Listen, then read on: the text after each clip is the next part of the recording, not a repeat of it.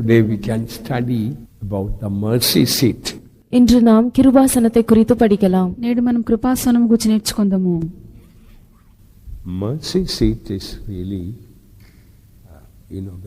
it is, if the ark is a box, then mercy seat is a cover or lid for the box. உடன்படிக்கை பெட்டி ஒரு பெட்டியாக காணப்படும் என்றால் கிருபாசனம் என்பது அந்த பெட்டிக்கு ஒரு மூடியாக காணப்படுகிறது. నిబంధన మందసము ఒక పెట్టి అని మనం చెప్పినట్లయితే కరుణాపీఠము దానికి పై మూత ఉన్నది. This cover is called the mercy seat. அந்த மூடிதான் கிருபாசனம் என்று அழைக்கப்படுகிறது. ఆ యొక్క మూతయే కరుణాపీఠం అని చెప్పి పిలువబడుచున్నది. Let us read about the mercy seat in Exodus 25:17 to 20. யாத்ராகமம் 25ஆம் அதிகாரம் 17 முதல் 20 வரை உள்ள வசனங்களில் நாம் கிருபாசனத்தை குறித்து வாசிக்கிறோம். నిర్గమకాండము 25వ అధ్యాయము 17 నుండి 20వ వాక్యం వరకు మనం చదివేదము. பசும் பொன்னினாலே கிருபாசனத்தை பண்ணுவாயாக, அது 2 முழ நீளமும் 1.5 முழ அகலமாய் இருக்க கடவுது. பொன்னினால் 2 கேருபீன்களை செய்வாயாக. பொன்னை தகடாய் அடித்து அவைகளை செய்து கிருபாசனத்தின் 2 ஓரங்களிலும் வைப்பாயாக. ஒரு புறத்து ஓரத்தில் ஒரு கேருபீனையும் மறுபுறத்து ஓரத்தில் மற்ற கேருபீனையும் வை. அந்த கேருபீன்கள் கிருபாசனத்தின் 2 ஓரங்களிலும் அதனோட ஏக வேலையா இருக்கும்படி அவைகளை பண்ண கடவாய். அந்த கேருபீன்கள் தங்கள் செட்டைகளை உயர விரித்து தங்கள் செட்டைகளால் கிருபாசனத்தை மூடுகிறவைகளும் ஒன்றுக்கொன்று எதிர்முகமுள்ளவைகளுமாய் இருக்க கடவுது. கேருபீன்களின் முகங்கள் கிருபாசனத்தை நோக்குகிறவைகளாய் இருப்பதாக. And thou shalt make a mercy seat of pure gold. 2 cubits and a half shall be the length thereof, and a cubit and a half the breadth thereof. And thou shalt make 2 cherubims of gold. Of beaten work shalt thou make them in the 2 ends of the mercy seat, and make 1 cherub on the one end, and the other cherub on the other end. Even of the mercy seat shall he make the cherubims on the 2 ends thereof. And the cherubims shall stretch forth their wings on high, covering the mercy seat with their wings, and their faces shall look one to another. Toward the mercy seat shall the faces of the cherubims be. Here, twice in verse 18 and 19, it says these cherubims, they should be at the end of the mercy seat. 17ஆம் 18ஆம் வசனங்களிலே 18 19ஆம் வசனங்களிலே 2 முறை இந்த கேருபீன்கள் அந்த கிருபாசனத்தின் ஓரத்தில் காணப்பட வேண்டும் என்று சொல்லப்பட்டுள்ளது. 18 19 వాక్యములను చదివినప్పుడు ఈ యొక్క 2 కెరూబులు కూడా కరుణాపీఠం యొక్క 2 కొనల మీద ఉండవాలని చెప్పి మనం చదువుచున్నాము. What does it mean by saying these cherubims both should be at the end of the mercy seat? இந்த 2 கேருபீன்களும் கிருபாசனத்தின் ஓரத்திலே காணப்பட வேண்டும் என்பதன் அர்த்தம் என்ன? ఈ 2 కెరూబులు కూడా కరుణాపీఠం యొక్క 2 కొనల మీద ఉండవాలని చెప్పినప్పుడు దాని అర్థం ఏమి? One meaning of the cherubim is servants of God. கேருபீன் என்பதற்கு ஒரு அர்த்தம், அது ஊழியக்காரரை குறிக்கிறது. కెరూబ్ అని చెప్పినప్పుడు ఒక అర్థము దైవ సేవకులను సూచించున్నది. So at the end of that mercy seat means they should take the last seat, the last place. ஆகவே அந்த கிருபாசனத்தின் ஓரத்தில் அவைகள் இருக்கின்றன என்று சொல்வதன் அர்த்தம் என்னவென்றால் கர்த்தருடைய ஊழியக்காரர் கடைசியான இடத்தை எடுத்துக்கொள்ள வேண்டும் என்பதை காண்பிக்கிறது. ఈ యొక్క 2 కెరూబులు కరుణాపీఠం యొక్క కొనల మీద ఉన్నవని చెప్పినప్పుడు దైవ సేవకులు చిట్ట చివరి స్థానమును తీసుకోవాలని చెప్పి అర్థము. A true servant of God, that spirit should be there. I must be the last and the least. ஒரு உண்மையான கர்த்தருடைய ஊழியக்காரனில் நான் தான் கடைசியானவனாக, நான் தான் எல்லாரை பார்க்கிலும் சிறியவனாக இருக்க வேண்டும் என்கிறதான ஆவி காணப்பட வேண்டும். దైవ సేవకులకు అందరూ కూడా నేనే కడపటి వాడను లేక అల్పుడను చిట్ట చివరి వాడను అన్నటువంటి తలంపు ఎల్లప్పుడూ ఉండవలెను. It is Lucifer's spirit. I must become greater, bigger, famous. All this, it is Lucifer's spirit. நான் பெரியவனாக வேண்டும், பிரபலமாக வேண்டும், பிரசித்தி பெற்றவனாக வேண்டும் என்கிறதெல்லாம் லூசிஃபரின் ஆவியாகும். నేను గొప్పవానిగా మారవలెను, పేరుగాంచవలెను, ప్రసిద్ధి పొందవలెను చెప్పినటువంటి ఆత్మ లూసిఫర్ యొక్క ఆత్మ ఉన్నది. Paul says in Ephesians 3:8, unto me who am less than the least of all saints is this grace given, that I should preach among the Gentiles the unsearchable riches of Christ.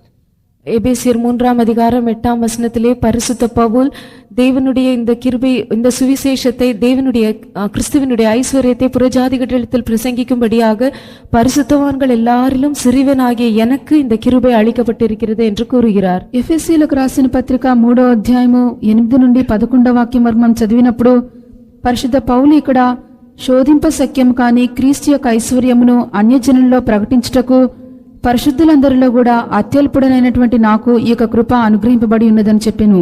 There is a great secret mentioned. There is a great secret in taking the last place. இப்படி கடைசியான இடத்தை எடுத்துக்கொள்வதில் ஒரு பெரிய ரகசியம் அடங்கி இருக்கிறது. చివరి స్థలము లేక అత్యల్పుడుగా మారుటి యందు ఒక గొప్ప రహస్యం కలదు.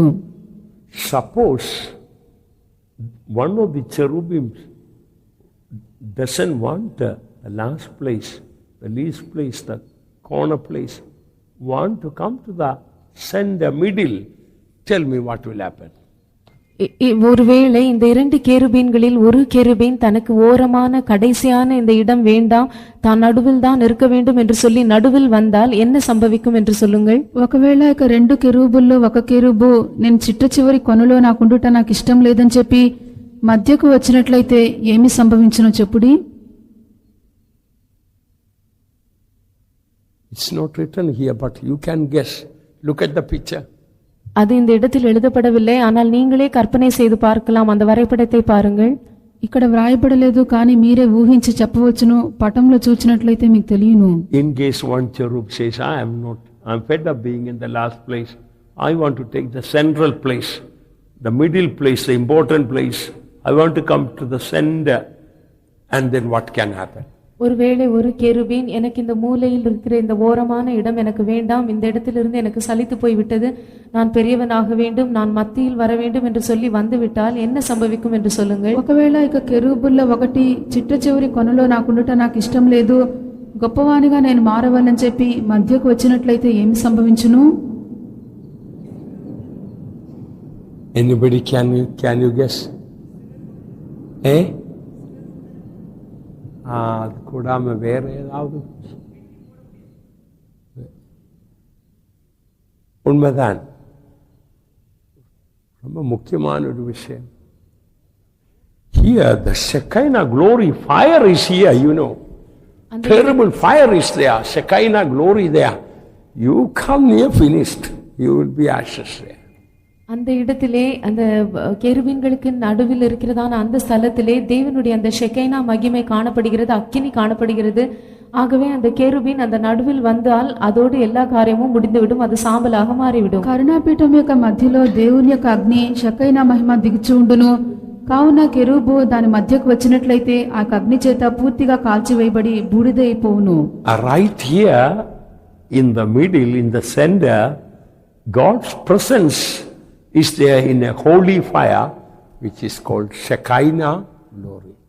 அந்த 2 கேருபீன்களுக்கு மத்தியில் அந்த நடுவில் தான் தேவனுடைய பரிசுத்த அக்கினி, தேவனுடைய மகிமை, ஷெக்கைனா மகிமை என்று சொல்லப்படுவது காணப்படுகிறது. ఈ యొక్క కరుణాపీఠం యొక్క మధ్యలోనే దేవుని యొక్క సన్నిధానము లేక ఆ యొక్క పరిశుద్ధమైనటువంటి అగ్ని షకైనా మహిమ దిగుచు ఉండును. So when we want to push ourselves to an important place or a desire comes or thought comes, it can end up in destruction. ஆகவே நாம் ஒரு முக்கியமான இடத்தில் காணப்பட வேண்டும் என்று சொல்லி அதற்காக நம்மை நாமே முன்னுக்கு கொண்டு வருவதற்கு பல பிரயாசங்களை எடுப்போம் என்றால், அவிதமான ஒரு ஆசை நமக்குள்ளே காணப்படும் என்றால் కడైసిల్ అది నమ్మే అళవిలే నడతుం. కావున ఒక ముఖ్యమైనటువంటి స్థానమునకు రావాలని చెప్పి మనం ప్రయాసపడి దాని కొరకైనటువంటి వాంఛ ఆశ మనలో ఉండినట్లయితే దీనిని బట్టి మన యొక్క జీవితము నాశనమైపోవును. Now you are training, brothers. You want to become in charge. Once you become in charge, you want to become an elder and a big man. People have to bring tray food, and if all these are filling your heart, be afraid. You are trying to come to the center place. இப்பொழுது நீங்கள் பயிற்சியில் இருக்கிற சகோதரராக இருக்கிறீர்கள். ஆனால் இதற்கு பின்பு நீங்கள் மாற்றமாகி போகும்போது ஒரு சபைக்கு பொறுப்பாக போக வேண்டும், பெரியவர்களாக மாற வேண்டும், எல்லாரும் ஆகாரம் உங்களுக்கு ட்ரேயில் கொண்டு வந்து கொடுக்க வேண்டும் என்கிறதான இவ்விதமான ஆசையெல்லாம் உங்களுக்குள்ளே இருக்கும் என்றால் நீங்கள் நடுவில் வந்திருக்கிறீர்கள் என்பதை எப்பொழுதும் மனதில் வைத்துக் கொள்ளுங்கள். ఇప్పుడు మీరందరూ తర్ఫీదులో ఉన్నారు, అయినప్పటికీ ఒక సంఘంకు వెళ్ళి అక్కడ బాధ్యులుగా మారవలెను, దానికి పిదప అక్కడ ఉండి ఒక పెద్ద సహోదరునిగా మారవలెను, దానికి పిదప గొప్ప మనిషిగా మారవలను, జనులందరూ కూడా నాకు ట్రేలో మంచి భోజనం తీసుకొని వచ్చి పెట్టవాలని చెప్పి ఇటువంటి ఆశలన్నీ కూడా ఉండినట్లయితే మీరు మీ యొక్క స్థానం విడిచిపెట్టి మధ్యలోనికి వచ్చుచున్నారని చెప్పి అర్థము. If you always want to take the last and the least place, you are safe and secure, and that also shows, if you are taking the last place, that shows you are on the mercy seat. நீங்கள் எப்பொழுதுமே மிகவும் கடைசியான இடத்தை எடுக்க வேண்டும் என்றும் எல்லாரை பார்க்கிலும் மிகவும் சிறியவர்களாய் சிறியதான இடத்தை எடுக்க வேண்டும் என்றும் வாஞ்சிப்பீர்கள் என்றால் நீங்கள் பத்திரமாக இருக்கிறீர்கள் என்பதை மனதில் வைத்துக் கொள்ளுங்கள். மட்டுமல்லாமல் நீங்கள் கிருபாசனத்தின் மேலே இருக்கிறீர்கள் என்பதையும் ஞாபகத்தில் வைத்துக் கொள்ளுங்கள். అందరికంటే కూడా చిట్ట చివరి స్థానమందు కొన మీద మాత్రమే కనబడవాలని చెప్పి మీరు వాంఛించినట్లయితే మీరు చాలా భద్రంగాను సురక్షితంగాను ఉందురు, కరుణాపీఠం మీదనే మీరు ఇంకనూ కాపాడబడుచున్నారని చెప్పి అర్థమవుచున్నది. When proud thoughts come into our mind, we must discern it. It's coming from the Lucifer, and then we must push it out. பெருமையான எண்ணங்கள் நம்முடைய மனதில் வரும்போது நாம் அதை பகுத்தறிய வேண்டும். அது லூசிஃபர் இடத்திலிருந்து வரும் எண்ணங்களாகும். உடனடியாக பகுத்தறிந்து அவைகளை நம்மை விட்டு நாம் துரத்திவிட வேண்டும். గర్వపు తలంపులు మనకు వచ్చినట్లయితే వాటిని మనం వివేచింపవలెను. ఈ యొక్క తలంపులు లూసిఫర్ యొద్ద నుండి వచ్చుచున్నవని ఎరిగిన వారమై వాటిని వెంటనే మనము తొలగించుకొనవలెను. So many ways we see the humility of the cherubims. இந்த கேருபீன்களின் தாழ்மை எத்தனையோ விதங்களிலே நம்மால் காண முடிகிறது. కెరూబుల యొక్క తగ్గింపును మనం ఎన్నో రీతులుగా మనం చూడగలము. First we found the humility, they are in the last place, the least place on the mercy seat. முதலாவதாக அந்த கிருபாசனத்தின் மேல் அவைகள் கடைசியான இடத்தில் மிகவும் சிறிய இடத்தில் காணப்படுகிறார்கள் என்கிறதான தாழ்மையின் அந்த பகுதியை கண்டோம். మొదటిగా మనము కరుణాపీఠం యొక్క కనులో అనగా వారు చిట్ట చివరి స్థానం మందు ఉన్నారని చెప్పి మనం చూచి ఉన్నాము. And now in the 20th verse we read already the cherubim's faces are towards the mercy seat, in a bowing position. 20ஆம் வசனத்திலே ஏற்கனவே இந்த கேருபீன்களின் முகங்கள் கிருபாசனத்தை நோக்குகிறவைகளாக அந்த கிருபாசனத்தை நோக்கி அவர்களுடைய தலைகள் பணிந்த விதத்தில் காணப்படுகிறதாக நாம் பார்க்கிறோம். తర్వాత మనము 20వ వాక్యమందు కెరూబుల యొక్క ముఖములో కరుణాపీఠం తట్టు ఉండవలెను, అనగా అవి వాటి యొక్క తలను వంచుకొని వంగినటువంటి రీతిలో కనబడుచున్నవి. Their bowing position itself shows their humility. அவைகள் வணங்கி நிற்கிறதான அந்த ஒரு பகுதியே அவைகளுடைய தாழ்மையை காண்பிக்கின்றது. తల దించుకొని వంచుకున్నటువంటి ఆ యొక్క రూపమే తగ్గింపు గలవై ఉన్నవని చెప్పి సూచించున్నది. And another thing, these cherubims are beaten work, made hollow. அடுத்ததாக இந்த கேருபீன்கள் எல்லாம் அடிப்பு வேலையாய் தகடாய் செய்யப்பட்டுள்ளன. తర్వాత ఇక కెరూబులని కూడా నక్షి పనిగా చేయబడి అవి గుల్లగా ఉన్నవి. Made hollow or inside empty, that also shows humility. இந்த கேருபீன்கள் எல்லாம் உள்ளே வெறுமையாய் காணப்படுகின்றன. அதுவும் கூட தாங்கள் வெறுமையாய் இருக்கிறதான அந்த தாழ்மையின் பகுதியை காண்பிக்கிறது. కెరూబులని కూడా గుల్లగా చేయబడి ఉన్నవని చెప్పినప్పుడు అవి తమ రిక్తునిగా చేసుకొని తగ్గింపు గలవై ఉన్నవని చెప్పి అర్థమవుచున్నవి. So meaning of the mercy seat is Jesus Christ. கிருபாசனம் என்பது கர்த்தராகிய இயேசு கிறிஸ்துவை குறிக்கிறது. కరుణాపీఠం అనగా అది ప్రభువైన యేసును సూచించున్నది.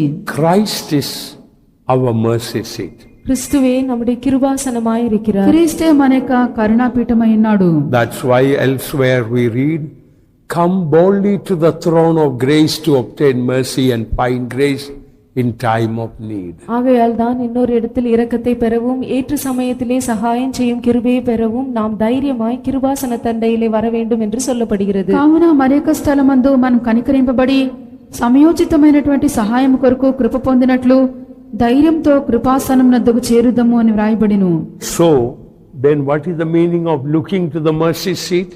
These cherubims are looking always to the mercy seat. What does it mean? அடுத்ததாக இந்த கேருபீன்கள் எப்போதும் கிருபாசனத்தை நோக்குகிறவைகளாய் காணப்படுகின்றன என்பதின் அர்த்தம் என்ன? తర్వాత ఇక కెరూబులు కరుణాపీఠం తట్టే చూచున్నవి అని చెప్పినప్పుడు అర్థమేమి? அதுக்கு என்ன கருத்து?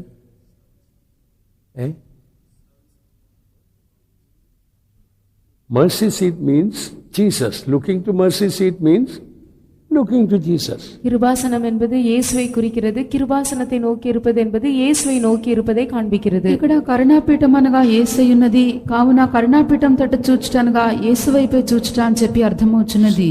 So we read in Hebrews 2:12 that looking unto Jesus, the author and finisher of our faith. ஆகையால் தான் நம்முடைய விசுவாசத்தை துவக்குகிறவரும் முடிக்கிறவருமாய் இருக்கிற இயேசுவை நோக்கி என்று சொல்லி எபிரேயர் 12 அதிகாரம் 2 வசனத்திலே நாம் வாசிக்கிறோம். హెబ్రీలకు రాసిన పత్రిక 12వ అధ్యాయం 2వ వాక్యమందు విశ్వాసమున కర్తయు దాన్ని కొనసాగించి సంపూర్తి చేయవాడని యేసు వైపు చూడవాలని చెప్పి వ్రాయబడి ఉన్నది. So if you are looking to Jesus, that means you are standing on the grace of God. ஆகவே நீங்கள் இயேசுவை நோக்கி பார்க்கிறவர்களாய் இருப்பீர்கள் என்றால் நீங்கள் தேவனுடைய கிருபையிலே நிலைத்திருக்கிறவர்கள் என்பதை அது காண்பிக்கிறது. కావున మీరు యేసు తట్టు మాత్రమే చూచువారైనట్లయితే దేవుని యొక్క కృప మీద మీరు నిలిచి ఉన్నారని చెప్పి అర్థమవుచున్నది. In Romans 5:2 we read that wherein the grace wherein we stand, or we stand on the grace of God. ரோமர் 5 அதிகாரம் 2 வசனத்திலே நாம் இந்த கிருபையை பெற்று அதில் நிலை கொண்டிருக்கிறோம் என்று வாசிக்கிறோம். அதாவது நாம் கிருபையின் மேல் நிற்கிறவர்களாய் காணப்படுகிறோம் என்பது அர்த்தமாகிறது. రోమా 5వ అధ్యాయము 2వ వాక్యమందు ఈ కృపయందు ప్రవేశనము గలవారమై అందులో నిలిచియుండి అనగా కృపయందు మనం నిలిచి ఉన్నామని చెప్పి అర్థమవుచున్నది. So to look to the mercy seat, these cherubim have to bow down. இந்த கிருபாசனத்தை நோக்கி இருப்பதற்காக இந்த கேருபீன்கள் எப்பொழுதும் தலை குனிந்து காணப்பட வேண்டும். కరుణాపీఠం తట్టు చూచుటకు ఇక కెరూబులు తమ యొక్క తలను వంచుకొని ఉండవలెను. We already read bowing down also shows humility. தலை வணங்கி இருப்பது என்பதும் தாழ்மையை குறிக்கிறது என்று நாம் ஏற்கனவே பார்த்தோம். తల దించుకొని వంచుటనగా అది తగ్గింపైనదని మనం ముందుగానే చూచితిమి. So only that from that what we learn, only humble can look to Jesus.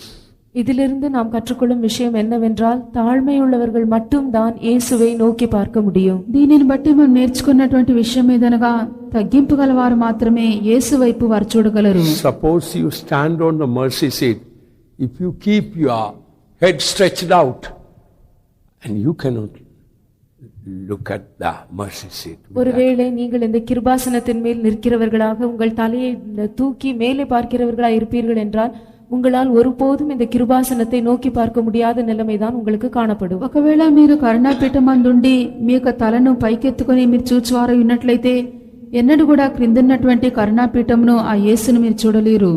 So why do people get discouraged? ஆகவே ஜனங்கள் ஏன் அதைரியப்படுகிறார்கள்? ఎందు నిమిత్తము జనులు అధైర్యపడుచున్నారు? Instead of looking to Jesus, they look to themselves. இயேசுவை நோக்கி பார்ப்பதற்கு பதிலாக அவர்கள் தங்களையே நோக்கி பார்க்கிறார்கள். యేసు తట్టు వారు చూచుటకు బదులుగా తమ్మును తామే వారు చూచుకొంచున్నారు. If we stand on the grace of God, we will be looking to Jesus only. நாம் தேவனுடைய கிருபையிலே நிற்போம் என்றால் நாம் இயேசுவை மாத்திரம்தான் நோக்கி பார்க்கிறவர்களாய் இருப்போம். మనము దేవుని యొక్క కృప మీద నిలిచి ఉండినప్పుడు యేసు తట్టు మాత్రమే మనం చూడగలము. If we slip out of the grace of God, you know what will happen.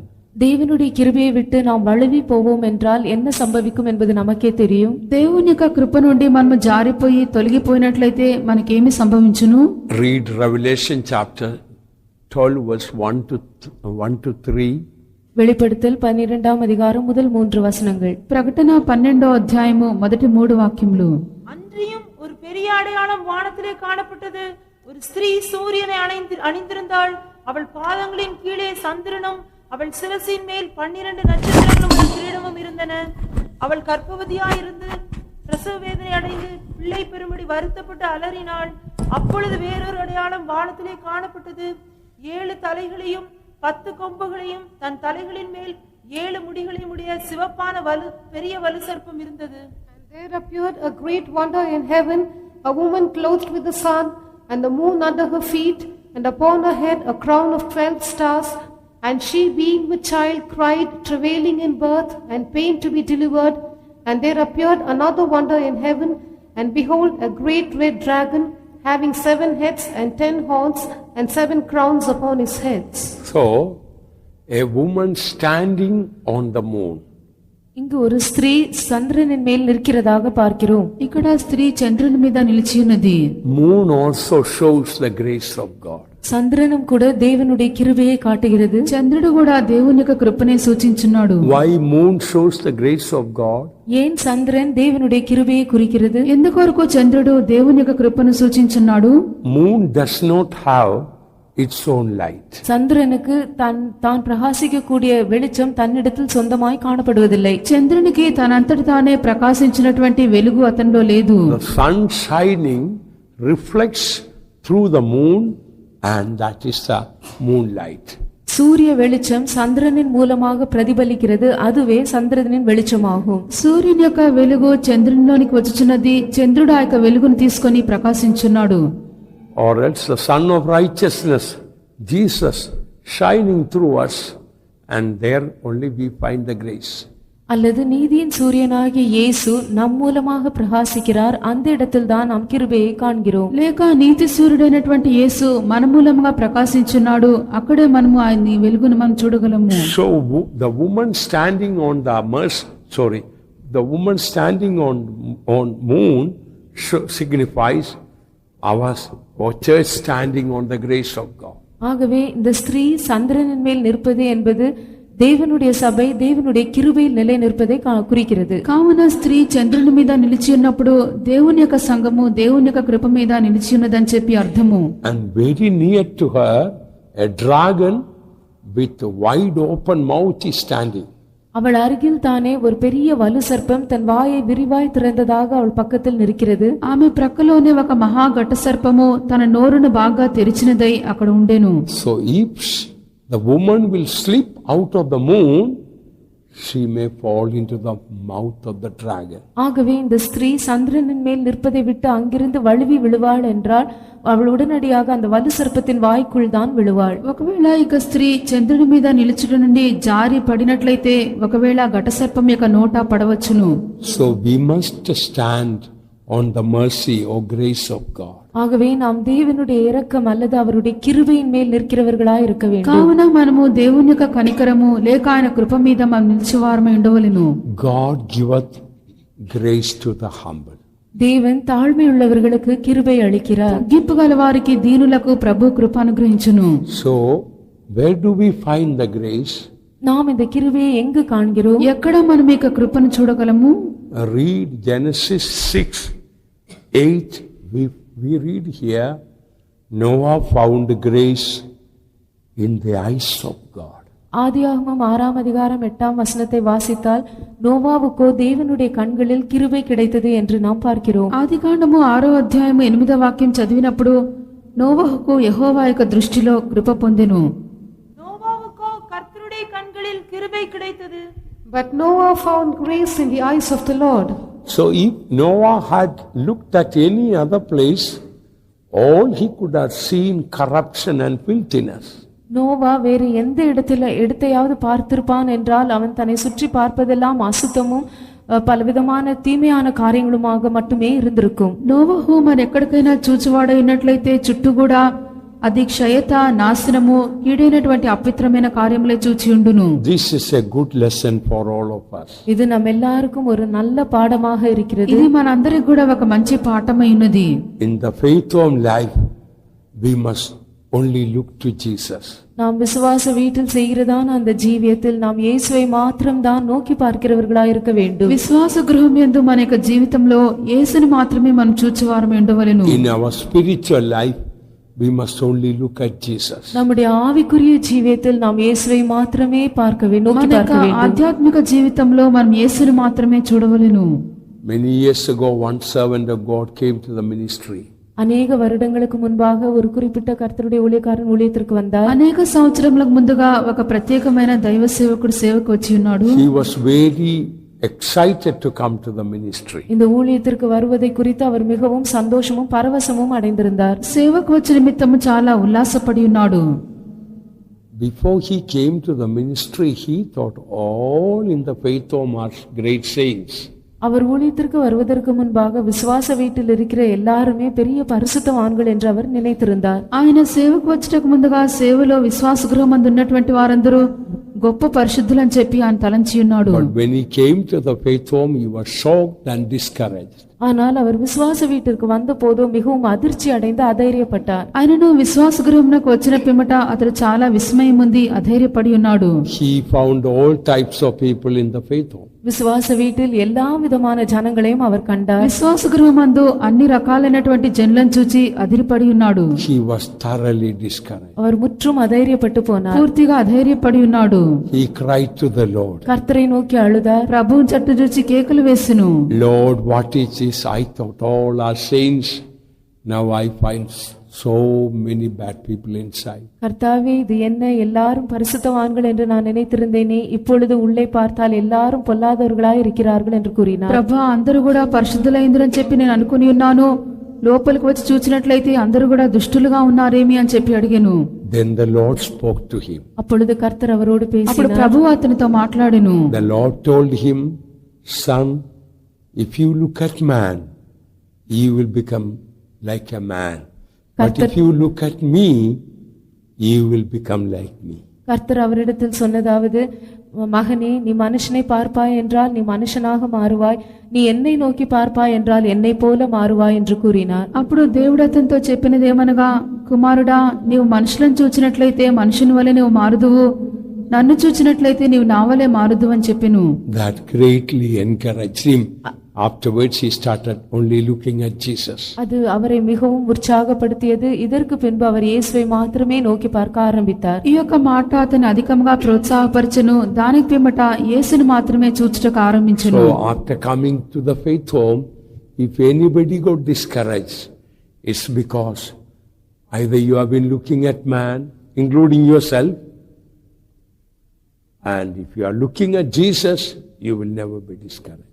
ஆகவே உங்களில் யாராவது விசுவாச வீட்டிற்கு வந்த பின்பு அதைரியப்பட்டு போயிருப்பீர்கள் என்றால் உங்களையும் சேர்த்து உட்பட நீங்கள் மனுஷனை நோக்கி பார்த்திருக்கிறீர்கள் என்று அர்த்தம். ஆனால் நீங்கள் இயேசுவை நோக்கி பார்ப்பீர்கள் என்றால் ஒருபோதும் అధైర్యపట్టు పోக మాటీர்கள். కావున విశ్వాస గృహంకు వచ్చిన పిమ్మట ఎవరైనా అధైర్యపడి ఉన్నారని చెప్పినట్లయితే, ఒకవేళ మిమ్ములను మీరు చూచుకొనియుందురు, లేక ఇతర మనుషులను మీరు చూచియుందురు, కావున అధైర్యపడి ఉన్నారు. యేసు వైపు చూచినటువంటి వారు ఎన్నడూ కూడా వారు అధైర్యపడరు. Noah found grace in the eyes of the Lord. நோவாவுக்கோ கர்த்தருடைய கண்களில் கிருபை கிடைத்தது. నోవహు యెహోవా దృష్టి యందు కృప పొంది ఉన్నాడు.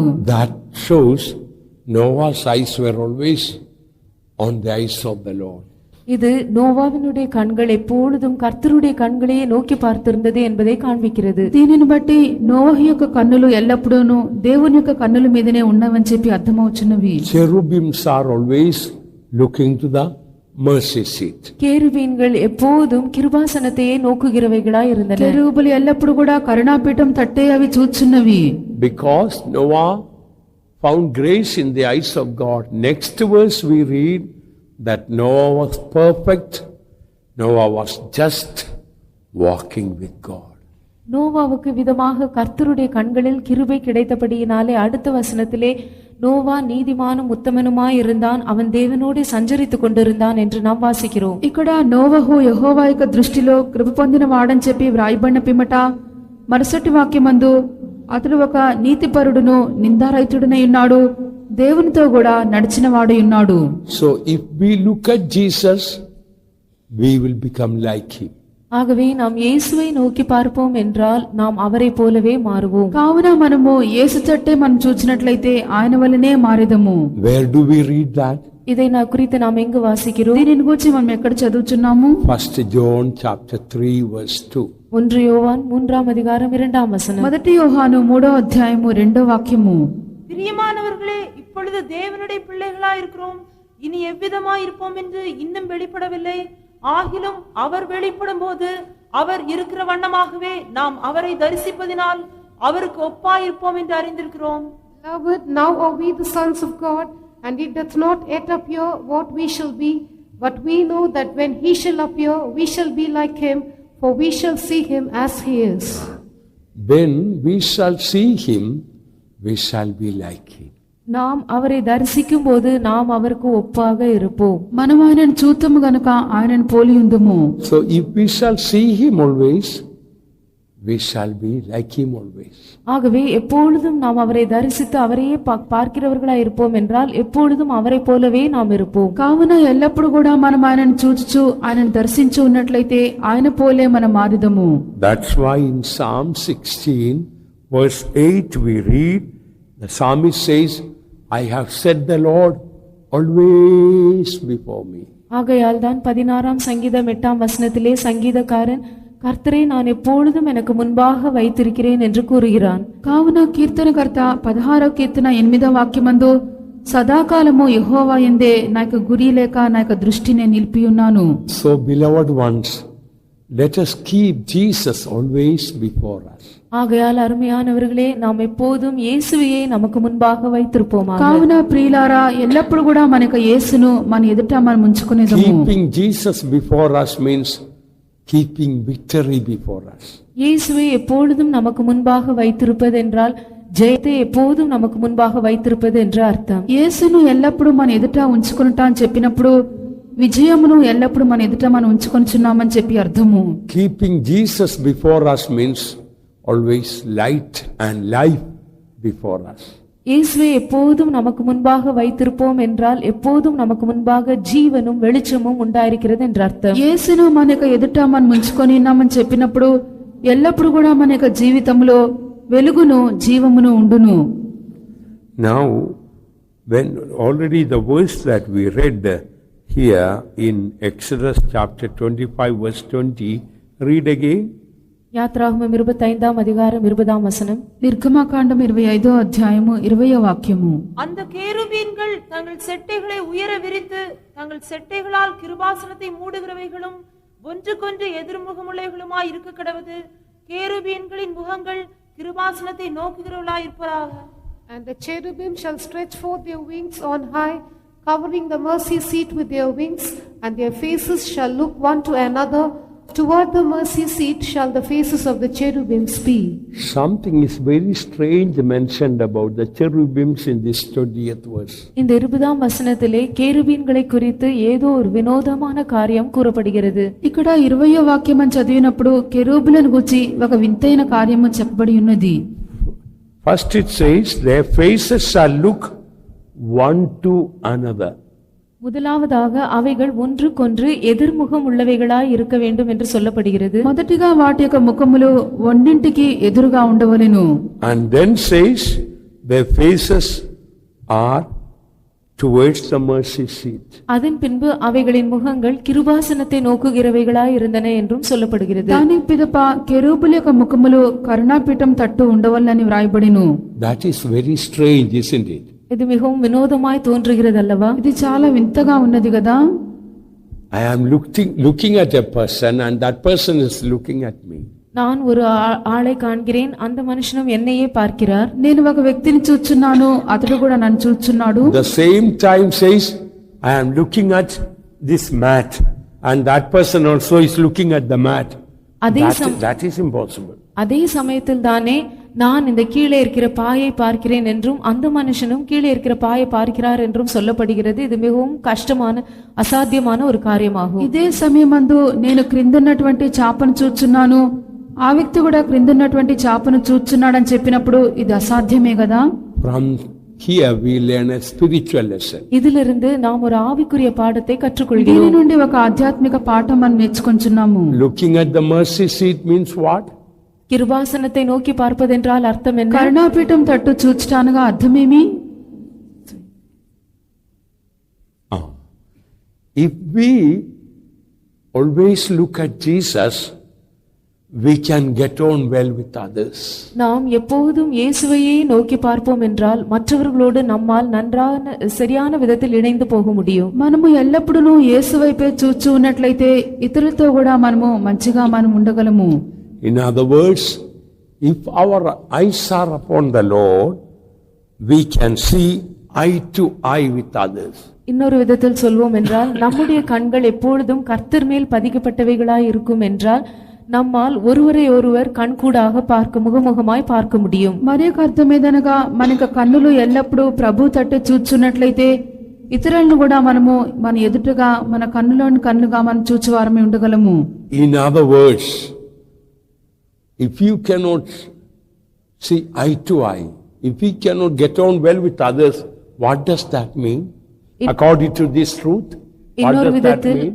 இந்த சத்தியத்தின் பிரகாரமாக உங்களால் ஒருவரை ஒருவர் நேருக்கு நேராக கண்கள் அவர்களுடைய முகங்களை பார்த்து ஒருவரோடு ஒருவர் இணைந்து போக முடியவில்லை என்றால் அதன் அர்த்தம் என்ன? మరొక విధంగా ఇక సత్యమును బట్టి ఇతరులను మీరు తిన్నగా నేరుగాను మీరు చూడలేకపోయినట్లయితే దాని అర్థమేమైనది? According to what we learn, what does that? If you cannot get on well with others, if you cannot see eye to eye with others, what does that show? உங்களால் மற்றவர்களோடு சரியான விதத்தில் இணைந்து போக முடியவில்லை என்றால், உங்களால் ஒருவரை ஒருவர் நேர் முகமுகமாக பார்க்க முடியவில்லை என்றால் அது எதை காண்பிக்கிறது? ఇతరులతో మీరు కలిసి వారితో మీరు బాగా ఉండలేకపోవటం బట్టి నేరుగా వారి యొక్క ముఖం మీరు చూడలేకపోవచ్చున్నారని చెప్పినప్పుడు దాని యొక్క అర్థం ఏమై ఉన్నది? Brother Sara சொல்லுங்கள். என்ன? It's because you are not looking to Jesus. That's why you cannot get on well with others. அதேனென்றால் நீங்கள் இயேசுவை நோக்கி பார்ப்பதில்லை, ஆகையால் தான் உங்களால் மற்றவர்களோடு இணைந்து போக முடியவில்லை. అదేమనగా మీరు యేసు వైపు మీరు చూచుటలేదు, కావున ఇతరులతో మీరు కలిసిమెలిసి ఉండలేకపోవచ్చున్నారు. In the faith home, is there anybody you find it is difficult to get on well with others? You feel like quarreling and fighting and things? விசுவாச வீட்டில் யாரோடாவது நீங்களால் சேர்ந்து இணைந்து போக முடியவில்லை, அவர்களோடு சண்டையிட்டு போராட வேண்டும் என்று உங்களுக்கு தோன்றுகிறதா? విశ్వాస గృహంలో ఎవరితో అయినా మీరు కలిసిమెలిసి ఉండలేకుండా వారితో మీరు పోట్లాడి జగడమాడవాలని మీరున్నారా? What is the reason? Because your eyes are not upon Jesus. அதற்குரிய காரணம் என்ன? உங்கள் கண்கள் இயேசுவின் மேல் இல்லை. దీనికి కారణమేది? మీకు కన్నులు యేసు మీద లేవు. If you live with God, you can live with anyone in the will of God. நீங்கள் தேவனோடு கூட ஜீவிப்பீர்கள் என்றால் தேவ சித்தத்திற்குள் யாரானாலும் பரவாயில்லை, அவர்களோடு உங்களால் ஜீவிக்க முடியும். మీరు దేవునితో కూడా జీవించినట్లయితే దేవుని యొక్క చిత్త ప్రకారము ఎవరితోనైనా మీరు జీవింపగలరు. If you live with God, you can live anywhere in the will of God.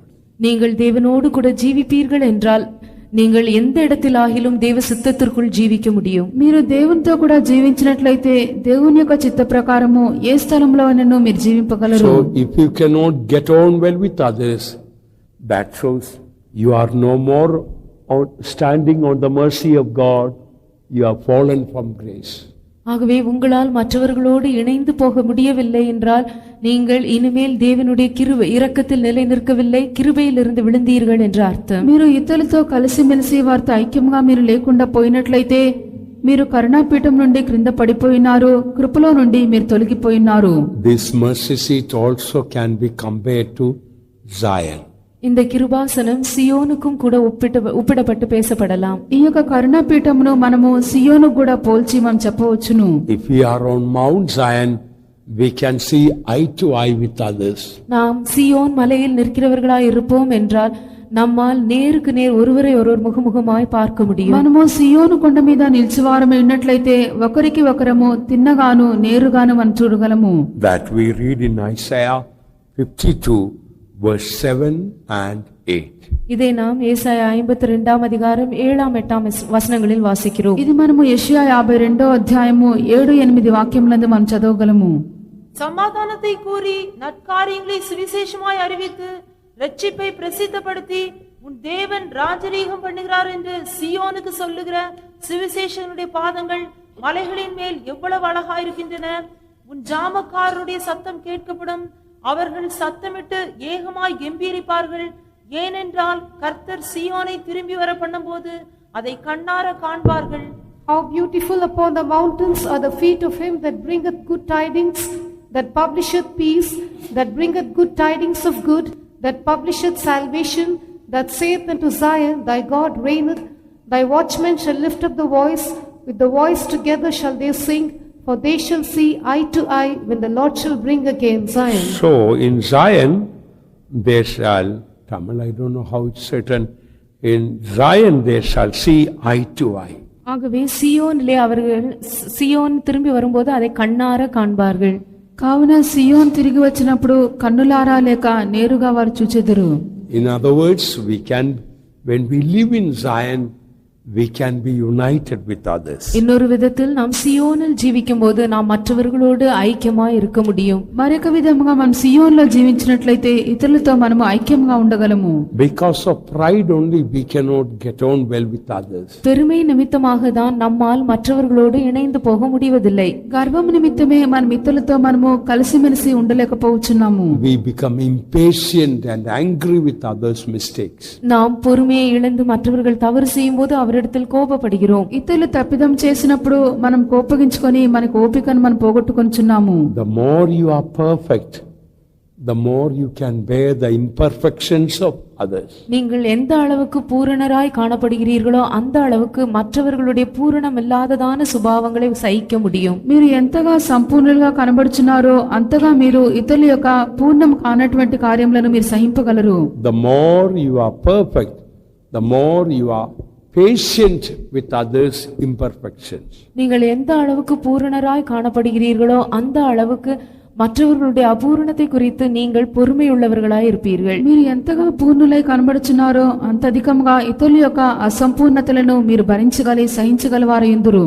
So also, the more you are imperfect, the more you are impatient with others' imperfections. அதுபோலவே நீங்கள் எந்த அளவுக்கு பூரணம் இல்லாதவர்களாய் காணப்படுகிறீர்களோ அதே அளவுக்கு மற்றவர்களுடைய பூரணம் இல்லாத காரியங்களை பார்க்கும்போது நீங்கள் பொறுமையை இழந்து கோபப்படுவீர்கள். మరొక వైపున మీరు ఎంత అసంపూర్ణులుగా కనబడుచున్నారో అంత అధికముగా ఇతరుల యొక్క తప్పిదముల ఎడల అసంపూర్ణత ఎడల ఓపిక మీరు లేనటువంటి వారు ఎందురు. In the beginning of study itself, I told you that God wants that we may take the last place, like the cherubims are kept at the end of the mercy seat. நான் துவக்கத்தில் தானே உங்களுக்கு கூறினேன், இந்த கேருபீன்கள் எப்படி கிருபாசனத்தின் ஓரத்தில் கடைசியான இடத்தில் வைக்கப்பட்டிருக்கின்றனவோ அதுபோலவே நாம் கடைசியான இடத்தை எடுக்க வேண்டும் என்று தேவன் நம்மை குறித்து விரும்புகிறார் என்று சொன்னேன். ముందుగానే చెప్పి తిని ఇక కెరూబులు ఎలాగునా కొన మీద కనబడుచున్నవో అలాగనే దైవ సేవకులమైనటువంటి మనము చిట్ట చివరి స్థానమును మనం తీసుకొనవలసి ఉన్నది. In 1 Corinthians chapter 12 verse 28, we read, God's divine order is that apostles may be first. 1 கொரிந்தியர் 12ஆம் அதிகாரம் 28ஆம் வசனத்திலே தேவனுடைய அந்த தெய்வீகமான ஒழுங்கின்படி அப்போஸ்தலர்கள் தான் முதலானவர்களாய் இருக்க வேண்டும். మొదటి కొరింథీ 12వ అధ్యాయము 28వ వాక్యమును చదివినప్పుడు దేవుని యొక్క దైవికమైనటువంటి క్రమమును బట్టి అపోస్తలులే మొట్టమొదటి స్థానం వారు తీసుకొనవలెను. Please read. தேவனானவர் சபையிலே முதலாவது அப்போஸ்தலரையும் போதும். And God had set some in the church first apostles. So God's divine order is that apostles are appointed first. ஆகவே தேவனுடைய அந்த தெய்வீக ஒழுங்கு என்னவென்றால் அப்போஸ்தலர்கள் தான் முதலாவதாக நியமிக்கப்படுகிறார்கள். కావున దేవుని యొక్క దైవికమైనటువంటి క్రమమేదనగా అపోస్తలులే మొట్టమొదటి స్థానమందు వారు ఉండవలెను. But now look at one of the chiefest apostles, Saint Paul. What does he say here in 1 Corinthians 4:9? ஆனால் பிரதான அப்போஸ்தலர்களில் ஒருவனாகிய பரிசுத்த பவுல் 1 கொரிந்தியர் 4:9 4ஆம் அதிகாரம் 9ஆம் வசனத்தில் என்ன சொல்கிறார் என்று பாருங்கள். ఆయనను ఒక ప్రధానమైనటువంటి అపోస్తలులైనటువంటి పరిశుద్ధ పౌలు 1 కొరింథీ 4వ అధ్యాయము 9వ వాక్యమందు ఏం చెప్పుచున్నాడో చూడుడి. எங்களுக்கு தோன்றுகிறபடி தேவன் அப்போஸ்தலர்களாகிய எங்களை மரணத்துக்கு குறிக்கப்பட்டவர்கள் போல கடைசியானவர்களாய் காணப்பட பண்ணினார். For I think that God had set forth us the apostles last, as it were appointed to death. Here Paul says it appeared as if we are put in the last place. இந்த இடத்திலே பரிசுத்த பவுல் நாங்கள் கடைசியானவர்களாக இருப்பது போல தேவன் எங்களை தோன்ற பண்ணினார் என்று கூறுகிறார். ఇక్కడ పరిశుద్ధ పౌలు మమ్మలను కడపటి వారుగా ప్రభు ఉంచినట్లుగా మాకు తోచుచున్నదని చెప్పాను. Beloved ones, I request all of us to make a consecration if we are not made. நாம் எல்லாரும் இதுவரையும் ஒரு பிரதிஷ்டை செய்யவில்லை என்றால் அந்த பிரதிஷ்டையை நாம் எல்லாரும் செய்யும்படியாக நான் விரும்புகிறேன். ఒకవేళ ఇంత మటుకు మీలో ఇటువంటి ప్రతిష్టను మీరు చేయకుండా ఉండినట్లయితే తిరిగి ఇక ప్రతిష్టను మీరు చేయవాలని చెప్పి కోరుచున్నాను. Lord, whichever faith homes you keep me, help me to take the last place, the least place. as if I came to this ministry today. கர்த்தாவே, நீர் என்னை எந்த விசுவாச வீட்டில் வைத்தாலும் நான் அந்த விசுவாச வீட்டில் இன்றுதான் நான் ஊழியத்திற்கு வந்து சேர்ந்தது போல மிகவும் கடைசியான సిరియదాన ஒரு இடத்தை எடுத்துకొள்ள எனக்கு ఉదవి చేయు. ప్రభువా, మీరు నన్ను ఏ విశ్వాస గృహం అందు ఉంచినప్పటికీ ఆ యొక్క విశ్వాస గృహంలో నేనే చిట్ట చివరి స్థానం అందుటకును అందరికంటే కూడా కడపటివానిగా ఇప్పుడే నేను సేవకు వచ్చినట్లుగా కనబట్టకు నాకు సహాయం చేయమని చెప్పవలెను. Even after 20 years in your spirit, Lord, help me to take that as if I came today. I don't know anything unless you give me grace, show me wisdom. நீங்கள் 20 வருடம் கழிந்த பின்பும் கூட உங்கள் ஆவியில் கர்த்தாவே, நான் இன்றுதான் ஊழியத்திற்கு வந்ததாக எண்ணிக்கொள்ள எனக்கு ஒன்றுமே தெரியாது என்று சொல்லி எனக்கு வேண்டியதான உம்முடைய கிருபையும் ஞானத்தையும் தாரும் என்று சொல்லி கேட்க உதவி செய்யும் என்று நீங்கள் சொல்ல வேண்டும். ఒకవేళ మీరు సేవకు వచ్చి 20 సంవత్సరములు అయినప్పటికీ ప్రభువా, ఈ దినమునే నేను సేవకు వచ్చి ఉన్నాను, నాకేమీ కూడా తెలియదు, కావలసినటువంటి కృపను జ్ఞానమును నాకు అనుగ్రహింపమని చెప్పి మన ప్రభు యొద్ద వేడుకొనవలెను. Another important truth we should know: if God is pushing you back and keeping you in the last place, you must know God loves you most. நீங்கள் அறிந்து கொள்ள வேண்டியதான இன்னொரு முக்கியமான சத்தியம் என்னவென்றால், தேவன் உங்களை பின்னாக தள்ளி எல்லாரை பார்க்கிலும் உங்களை கடைசியானவர்களாக வைப்பார் என்றால் தேவன் உங்களை தான் மிகவும் அதிகமாக நேசிக்கிறார் என்பதை நீங்கள் அறிந்து கொள்ள வேண்டும். మరొక విషయమును మీరు తెలుసుకొనవలెను. ప్రభు మిమ్మలను అందరికంటే కూడా కడపటి వారుగా త్రోసి చిట్ట చివరి స్థానమందు మిమ్మల్ని ఉంచి ఉన్నాడంటే ప్రభు అందరికంటే మిమ్మల్ని అధికంగా ప్రేమించున్నాడని చెప్పి తెలుసుకొనవలెను. I want to show you the proof from the word of God. Before that, I want to emphasize the truth once again.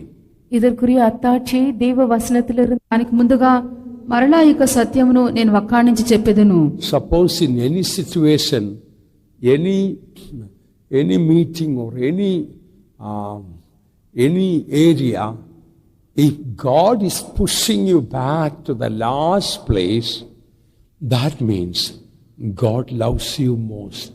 உதாரணமாக ஏதாவது ஒரு சூழ்நிலையில், ஏதாவது ஒரு கூட்டத்தில் அல்லது ஏதாவது வேறு எந்த பகுதியில் ஆகிலும் தேவன் உங்களை பின்னாக கடைசியானவர்களாக தள்ளுவார் என்றால்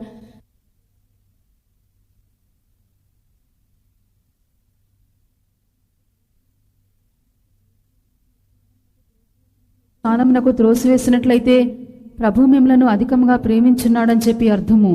I will give you now the Bible verse. இதற்குரியதான வேத வசனத்தை இப்பொழுது நான் உங்களுக்கு தருகிறேன். దీనికి సంబంధించినటువంటి వాక్యాధారం ఇచ్చుచున్నాను. Genesis 33 verse 2.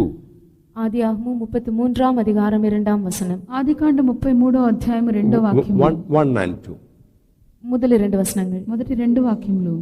யாக்கோபு தன் கண்களை ஏறெடுத்து, இதோ ஏசாவும் அவனோடே கூட 400 மனிதரும் வருகிறதை கண்டு பிள்ளைகளை லேயாளிடத்திலும் ராகேலிடத்திலும் 2 பணிவிடைக்காரிகளிடத்திலும் வெவ்வேறாக பிரித்து வைத்து பணிவிடைக்காரிகளையும் அவர்கள் பிள்ளைகளையும் முதலிலும், லேயாளையும் அவள் பிள்ளைகளையும் இடையிலும், ராகேலையும் யோசேப்பையும் கடையிலும் நிறுத்தி.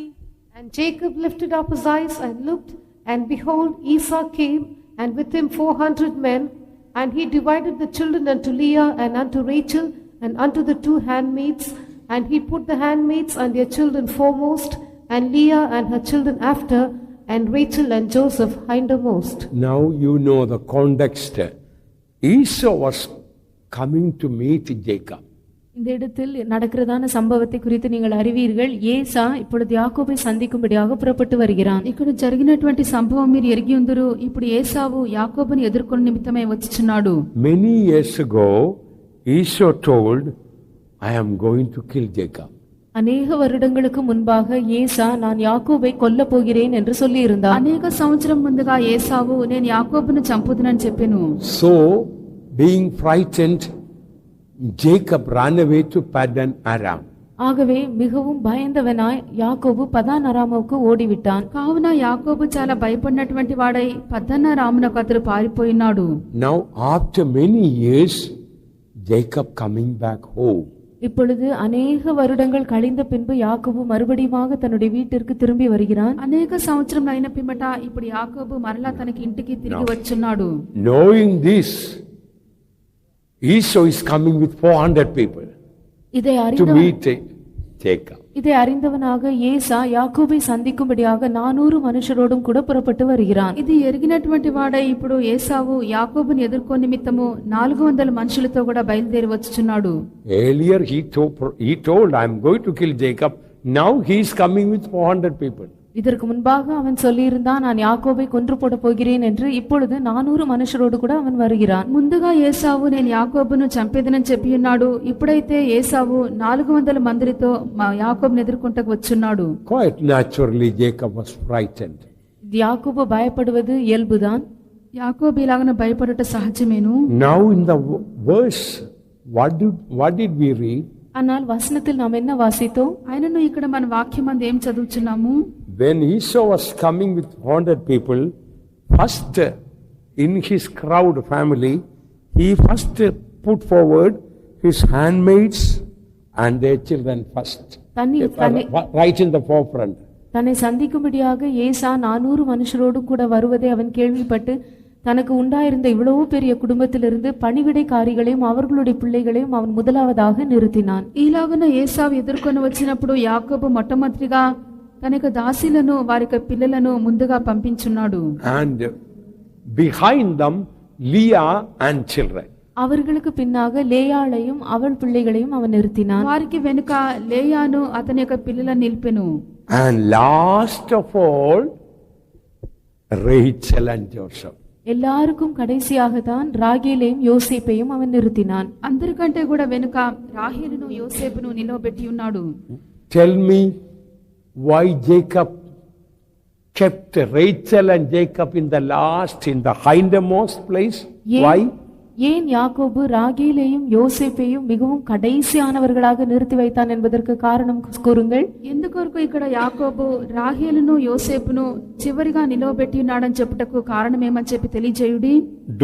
Do you think the handmaidens and the church children were put in the forefront because he loved them most, and Rachel and Joseph were kept right in the back, hindermost, because he hated them most? யாக்கோபு பணிவிடைக்காரிகளையும் அவர்களுடைய பிள்ளைகளையும் அதிகமாக நேசித்ததினால் அவர்களை முன்னாக நிறுத்தினான் என்றும், ராகேலையும் யோசேப்பையும் அவன் நேசிக்காததினால் அவர்களை பின்னாக நிறுத்தினான் என்றும் நீங்கள் நினைக்கிறீர்களா? దాసీలను అతని యొక్క పిల్లలను ఇక్కడ యాకోబు అధికంగా ప్రేమించడం బట్టి ముందుగా నిలవబెట్టి ఉన్నాడనియు, రాహేలును యోసేపును ఇక్కడ యాకోబు ద్వేషించడం బట్టి వెనుక నిలవబెట్టి ఉన్నాడని చెప్పి మీరు అనుకుంటున్నారా? It is understandable. If Esau comes with the 400 people, if they are fighting, killing the first handmaidens and children, then Rachel and Joseph can be safe, they can run away. ஏசா 400 மனுஷரோடும் கூட வரும்போது ஒருவேளை அவர்களுக்கிடையே ஏதாவது யுத்தம் நடக்கும் என்றால், மனுஷர்களை அவர்கள் கொல்லுவார்கள் என்றால், முதலாவதாக பணிவிடைக்காரிகளையும் அவர்களுடைய பிள்ளைகளையும் தான் அவர்கள் கொன்று போடுவார்கள். அதற்குள்ளாக யாக்கோபும் ராகேலும் யோசேப்புமாக தப்பித்துக் கொள்ளலாம் என்று அவன் நினைத்தான். కావున ఏసావు 400 మనుషులతో కూడా బయలుదేరి వచ్చినప్పుడు వారి మధ్యలో ఏదైనా ఒక యుద్ధం జరిగినట్లయితే దాసీలను అతని యొక్క పిల్లలే మొట్టమొదటిగా చంపబడుదురు. దీని లోపుగా వారు రాహేలు యోసేపు యాకోబు వీరందరూ కూడా తప్పించుకొని వచ్చునని చెప్పి అనుకొని చేసి ఉన్నాడు. So beloved ones, very often when God is keeping us in the last and the least place, in the hindermost place, we should know that is the safest place for us. ஆகையால் அருமையானவர்களே, தேவன் நம்மை மிகவும் கடைசியான இடத்தில், எல்லாரை பார்க்கிலும் மிகவும் பின்னாக தள்ளி நம்மை கடைசியான இடத்தில் வைப்பார் என்றால் நாம் பத்திரமாக பாதுகாக்கப்படக்கூடிய இடம் அதுவேதான் என்று நாம் விளங்கிக் கொள்ள வேண்டும். కావున ప్రియులారా, ప్రభు మనల్ని కూడా కడపటి స్థానమందు అందరికి కూడా చిట్ట చివరి స్థానమందు ఉంచి ఉన్నాడని చెప్పినట్లయితే మనం భద్రంగాను కాపాడబడిన నిమిత్తము అది సంరక్షణమైనటువంటి స్థలమై ఉన్నది. So the people, those who are in the forefront, are more exposed to the attack of the enemy than the ones those who are in the hindermost.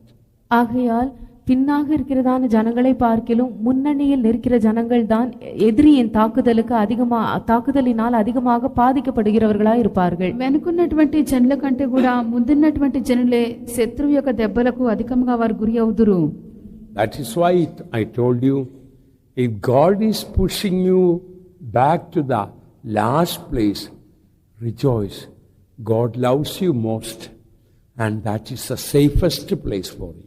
ஆகையால் தான் கர்த்தர் உங்களை மிகவும் கடைசியான இடத்திற்கு பின்னாக உங்களை தள்ளுவார் என்றால் நீங்கள் சந்தோஷப்பட்டு களி கூற வேண்டும். ஏனென்றால் அதுதான் உங்களுக்கு பத்திரமான இடம். தேவன் உங்களை அதிகமாய் நேசிக்கிறார் என்பது அர்த்தம் என்று நான் உங்களுக்கு சொன்னேன். కావున ప్రభు మిమ్మలను చాలా వెనుకకు చిట్ట చివరి స్థానమునకు త్రోసివేసి ఉన్నాడని చెప్పినట్లయితే అధికంగా మీరు సంతోషించి ఆనందించుడి. ఎందుకనగా ప్రభు మిమ్మల్ని అధికంగా ప్రేమించున్నాడు. God resisted the proud, but giveth grace to the humble. தேவன் பெருமையுள்ளவர்களுக்கு எதிர்த்து நிற்கிறார், தாழ்மையுள்ளவர்களுக்கு கிருபை அளிக்கிறார். దేవుడు అహంకారాన్ని ఎదిరించున్నాడు, తగ్గింపు గల వారికి కృప అనుగ్రహించున్నాడు. Beloved ones, I am repeatedly mentioning about humility, because if we humble ourselves, we can be safe, we can remain to the end in the ministry, and our end will become much glorious than the beginning. அருமையானவர்களே, நான் மறுபடியுமாக தாழ்மை குறித்து உங்களுக்கு அதிகமாக சொல்லிக்கொண்டே இருக்கிறேன். காரணம் என்னவென்றால், நாம் தாழ்மையாக இருப்போம் என்றால் நாம் பத்திரமாக பாதுகாக்கப்படுவோம். கடைசி பரியந்தம் இந்த ஊழியத்தில் நாம் நிலைத்திருப்போம். நம்முடைய முடிவு நம்முடைய ఆరంభத்தை பார்க்கிலும் మిகவும் మహిమయుள்ளதாக మారు. ప్రియులారా, యొక్క తగ్గింపును గూర్చి నేను తిరిగి మీతో నేను చెప్పుచున్నాను. తగ్గింపు గలవారమే మనం ఉండినప్పుడు మనం అంతం వరకు కూడా మనం కాపాడబడదుము. మనకు ముగింపు మహిమగా ఉండును. మన ఆరంభం కంటేను మనకు అంతమే చాలా శ్రేష్టమైనదిగా ఉండును. Before honor is humility before honor, and before destruction, pride before destruction. மேன்மைக்கு முன்னானது தாழ்மை, அழிவுக்கு முன்னானது அகந்தை. ఘనతకు ముందుగా వినయముండును, గర్వమునకు తర్వాత నాశనం సంభవించును. Never desire to become a great person. ஒரு பெரிய ஆளாக மாற வேண்டும் என்ற ஆசையே உங்களுக்கு இருக்க வேண்டாம். గొప్ప వ్యక్తిగా మారవాలని చెప్పినటువంటి ఆశ మీకు ఉండకూడదు. I don't know whether you heard the story of the frog and the elephant. தவளையும் யானையையும் பற்றியதான கதையை நீங்கள் கேட்டிருப்பீர்களோ என்பது எனக்கு தெரியாது. కప్ప ఏనుగును గురించినటువంటి కథ మీరు విని ఉన్నారో లేదో నాకు తెలియదు. The mother frog always told the baby frog in that lake, we are the greatest people in the world. அந்த ஏரியில் அந்த தாய் தவளை தன்னுடைய குட்டியை பார்த்து, நாம் தான் இந்த உலகத்திலே மிக பெரியவர்கள் என்று எப்போதுமே சொல்லும். ఆ యొక్క కొనంలో ఉండినప్పుడు ఆ యొక్క తల్లి కప్ప తన యొక్క పిల్ల కప్పతో మనమే ఈ లోకంలో పెద్దవారమై ఉన్నాము, గొప్పవారమని చెప్పును. The little frog believed it. அந்த குட்டி தவளையும் அதை நம்பினது. చిన్న కప్ప దాన్ని నమ్మెను. One day when this little frog came out of the pond or the lake, it had a shock. ஒரு நாள் இந்த சிறிய தவளை அந்த குளத்திலிருந்து வெளியே வந்தபோது அது மிகவும் அதிர்ச்சியற்றது. ఒక దినమున ఇక చిన్న కప్ప కొలంలో నుండి బయటకు వచ్చినప్పుడు చాలా అదిరిపడెను. It saw an elephant walking that way. அந்த வழியாக ஒரு யானை நடந்து வருவதை இந்த தவளை கண்டது. ఆ యొక్క త్రోవలో ఒక ఏనుగు వెళ్ళుట ఇక కప్ప చూచెను. The little frog got really frightened. அந்த சிறிய தவளை மிகவும் பயந்து போனது. చిన్న కప్పకు చాలా భయం కలిగెను. And went to the mother frog and told, I saw something much bigger than ourselves, much bigger than ourselves. அது தன்னுடைய தாயினிடத்தில் போய், நம்மை பார்க்கிறோம் எத்தனையோ மடங்கு பெரியதாக இருக்கிற ஒன்றை பார்த்தேன் என்று சொன்னது. అది తల్లి కప్ప యొద్దకు వెళ్ళి, మనకంటే కూడా ఎన్నో రెట్లు చాలా పెద్దదిగా ఉన్నటువంటి ఒక రూపం నేను చూచి ఉన్నానని చెప్పెను. And the mother frog told, no, cannot be bigger than me. அப்பொழுது அந்த தாய் தவளை, இல்லை என்னை பார்க்கிலும் பெரியதாக ஒன்றுமே இருக்க முடியாது என்று கூறியது. అప్పుడు ఆ యొక్క తల్లి కప్ప, లేదు, నాకంటే కూడా ఏది కూడా పెద్దదిగా ఉండదని చెప్పెను. No mummy, your stomach so small, that stomach of that beast is something so big. அப்பொழுது அந்த குட்டி அந்த தாயை பார்த்து, இல்லை அம்மா, உங்களுடைய வயிறு இவ்வளவு சிறியதா இருக்கிறது, நான் பார்த்ததான் அந்த மிருகத்தின் வயிறு எவ்வளவு பெரியதா இருக்கிறது என்று கூறியது. అప్పుడు ఇక కప్ప, లేదు అమ్మా, నీకు కడుపు చాలా చిన్నగా ఉన్నది, నేను చూసినటువంటి ఆ రూపం యొక్క కడుపు చాలా పెద్దదిగా ఉన్నదని చెప్పాను. Then the mother frog enlarged its stomach and showed, was it bigger than this? அப்பொழுது அந்த தாய் தவளை தன்னுடைய வயிறை பெரியதாக காட்டி, அந்த மிருகத்தின் வயிறு இதை பார்க்கிலுமா பெரியதாக இருந்தது என்று கேட்டது. అప్పుడు ఆ తెల్ల కప్ప తన యొక్క కడుపును పెద్దదిగా చేసుకుని, దీనికంటే నా యొక్క రూపం యొక్క కడుపు పెద్దదిగా ఉన్నదని చెప్పి అడిగాను. Yes, much larger than this. ஆமாம், இதை பார்க்கிலும் எவ்வளவோ பெரியதா இருந்தது. అవును, దీనికంటే చాలా రెట్లు పెద్దదిగా ఉన్నది. Then the mother frog enlarged little more with all this, all its efforts, and enlarged it. So was it bigger than this? அப்பொழுது அந்த தாய் தவளை இன்னும் தன்னுடைய எல்லா அதிகமாக பிரயாசப்பட்டு தன்னுடைய வயிறை இன்னும் சற்று பெரியதாக்கி கொண்டு அதை அந்த குட்டியின் இடத்தில் காண்பித்து இதை பார்க்கிலும் பெரியதா இருந்ததா என்று கேட்டது. అప్పుడు తల్లి కప్ప ఇంకను కూడా చాలా ప్రయాసపడి తన కడుపును చాలా పెద్దదిగా చేసుకుని దీనికంటే నా యొక్క రూపం యొక్క కడుపు పెద్దదిగా ఉన్నదని చెప్పి అడిగింది. Yes, much bigger than this. ஆம், இதை பார்க்கிலும் இன்னும் எவ்வளவோ பெரியதா అవును, இருந்தது. దీనికంటే కూడా చాలా పెద్దదిగా ఉన్నది. Finally, the mother frog, with all its strength, enlarged that stomach. Guess what happened? It got burst. கடைசியாக இந்த தாய் தவளை தன்னுடைய எல்லா பிரயாசத்தையும் சேர்த்து அது தன்னுடைய வயிறை அதிகமாக பெரியதாக பிரயாசப்பட்டது. கடைசியில் நடந்தது என்ன என்பது உங்களுக்கு தெரியும். வயிறு வெடித்து செத்து போனது. తర్వాత ఇక తల్లి కప్ప చాలా ప్రయాసపడి తన కడుపును అధికంగా చాలా పెద్దదిగా చేయవాలని చెప్పి చూచెను. చివరగా ఏమి జరిగినదో మీకే తెలియను, అది పొట్ట పగిలి చనిపోయిను. Although it's only a simple story, learn the lesson. It's good to be little. அது ஒரு சாதாரண கதை என்றாலும் கூட நாம் அந்த பாடத்தை கற்றுக்கொள்ள வேண்டும். நாம் எப்பொழுதும் சிறியவர்களாகவே இருக்க கற்றுக்கொள்ள ఇది வேண்டும். ఒక సాధారణమైన కథ ఉండవచ్చును, అనను దీనిలో ఉన్న పాఠం మనం నేర్చుకొనవలెను. ఎల్లప్పుడు కూడా మనము చిన్నవారముగా అల్పులముగానే ఉండుటకు మనం ప్రయాసపడవలెను. In Proverbs, what we read, நீதிமொழிகளில் நாம் என்ன வாசிக்கிறோம்? సామెతల్లో మనం ఏం చదువుచున్నాము? if we have to be wise, we have to be little. Where do we read that? நாம் ஞானவான்களா இருக்க வேண்டும் என்றால் நாம் சிறியவர்களாக இருக்க வேண்டும் என்று வாசிக்கிறோம். జ్ఞానవంతులముగా మనం ఉండవాలంటే మనం అల్పులముగా ఉండవలెను. Read 20 Proverbs. 4 things are chapter 30 verse 24. Chapter 30 verse 24. நீதிமொழிகள் 30ஆம் அதிகாரம் 24ஆம் வசனம். సామెతలు 30వ అధ్యాయం 24వ వాక్యము. பூமியில் சிறியவைகளாயிருந்தும் மகா ஞானமுள்ளவைகள் 4 உண்டு. There be 4 things which are little upon the earth, but they are exceeding wise. So there be 4 things which are little upon the earth. So if we are little, we can be exceeding wise. பூமியிலே சிறியவைகளா இருக்கிற 4 உண்டு. ஆகவே நாம் சிறியவர்களா இருப்போம் என்றால் மகா ஞானவான்களா இருப்போம். భూమి మీద చిన్నవి 4 కలవు, కావున మనం కూడా చిన్నవారముగాను లేక అల్పులముగా ఉండినట్లయితే మనకు మిక్కిలి జ్ఞానం కలుగును. If we try to be big, we will be exceeding foolish. நாம் மிக பெரியவர்களா இருக்க வேண்டும் என்று நாம் விரும்புவோம் என்றால் நாம் மகா மதியினராய் முட்டாள்களாய் காணப்படுவோம். మనము అధికంగా పెద్దవారముగాను గొప్పవారముగాను ఉండవలని మనం కోరినట్లయితే మనం అధికంగా బుద్ధిహీనులమైపోదుము. God resisteth the proud and giveth grace to the humble. தேவன் பெருமையுள்ளவர்களுக்கு எதிர்த்து நிற்கிறார், தாழ்மையுள்ளவர்களுக்கோ அவர் கிருபை அளிக்கிறார். అహంకారులను ప్రభు ఎదిరించున్నాడు, దీనులకైతే ఆయన కృప అనుగ్రహించుచున్నాడు. Giveth grace. That means it is a continuous process. It is in present continuous tense. அவர் கிருபை அளிக்கிறார் என்றார், அவர் இன்னும் அளித்து கொண்டே இருக்கிறார், தொடர்ந்து அந்த வேலை நடைபெறுகிறது என்பது அர்த்தமாகிறது. ఆయన కృపను అనుగ్రహించున్నాడని చెప్పినప్పుడు కొనసాగించి మానక కృప మన జీవితంలో వచ్చుచునే ఉన్నది. In other words, if we have a humble spirit, always he will be pouring continuously the grace of God. இன்னொரு வார்த்தையில் நாம் சொல்வோம் என்றால், நமக்கு ஒரு தாழ்மையுள்ள பணிந்த ஆவி இருக்கும் என்றால் தேவன் தொடர்ந்து தம்முடைய கிருபையை நமக்குள்ளே ஊற்றிக்கொண்டே இருப்பார். లేక మనలో తగ్గింపు గల దీనమైన ఆత్మ ఉండినప్పుడు కొనసాగించి ప్రభు తన కృపను మనలో కుమ్మరించునే ఉండును. Now again let us come back to Exodus chapter 25 verse 20. Read again. மறுபடியுமாக யாத்ராகமம் 25ஆம் அதிகாரம் 20ஆம் வசனத்தை வாசிப்போம். నిర్గమకాండం 25వ అధ్యాయం 20వ వాక్యం మనం చదివేదము.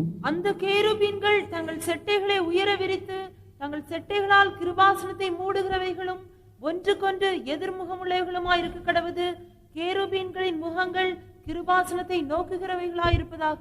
And the cherubim shall stretch forth their wings on high, covering the mercy seat with their wings, and their faces shall look one to another. Toward the mercy seat shall the faces of the cherubims be. So the wings, cherubim shall stretch forth their wings on high. Look at those wings are raised up high. கேருபீன்கள் தங்கள் செட்டைகளை உயர விரித்திருக்கும் என்று பார்க்கிறோம்.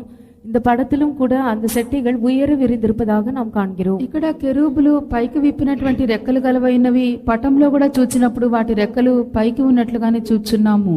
When a bird is raised up when a bird is standing with the raised up wings on high, that shows that bird is ready to fly now. ஒரு பறவை தன்னுடைய செட்டைகளை உயர விரித்து நிற்கும்போது அது இப்பொழுதே பறந்து செல்வதற்கு ఆయத்தமா இருக்கிறது என்பதை కాண்பிக்கிறது. ఒక పక్షి తన యొక్క రెక్కలు పైకి విప్పి ఉన్నట్లయితే ఇప్పుడు వెంటనే అది తక్షణమే ఎగురుటకు సిద్ధంగా ఉన్నదని చెప్పి మనకు అర్థమవుతున్నది. If the bird is to fly after 1 minute, it doesn't need to keep the wings raised and stand up. இன்னும் ஒரு நிமிஷம் கழிந்துதான் அந்த பறவை பறக்கும் என்றால் அதற்கு முன்பாக இவ்விதமாக தன்னுடைய செட்டைகளை உயர விரித்து அது நிற்க வேண்டிய அவசியம் இல்லை. ఒక నిమిషం తర్వాత ఇక పక్షి ఎగురునని మనం చెప్పినట్లయితే దాని యొక్క రెక్కలు అది ఇప్పుడే పైకి విప్పి ఉంచుట అవసరం లేదు.